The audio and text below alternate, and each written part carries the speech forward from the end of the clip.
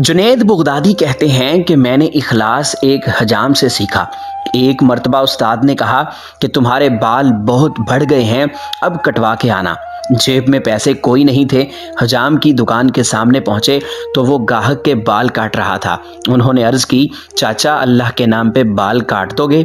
ये सुनते ही हजाम ने गाहक को साइड पर किया और कहने लगा, पैसों के लिए तो रोज़ काटता हूँ, अल्लाह के लिए आज कोई आया है। अब उनका सर चूम के कुर्सी पर बिठाया, रोते जाते और बाल काटते जाते। हज़रत जुनैद बगदादी ने सोचा कि ज़िंदगी में जब कभी पैसे हुए तो उनको ज़रूर कुछ दूंगा। अरसा गुजर गया, ये बड़े सूफी बुजुर्ग बन गए। एक दिन मिलने के लिए गए, वाकया याद दिलाया और कुछ रकम पेश की तो हजाम कहने लगा, जुनैद तू इतना बड़ा सूफी हो गया, तुझे इतना नहीं पता चला कि जो काम अल्लाह के लिए किया जाए उसका बदला मखलूक से नहीं लेते।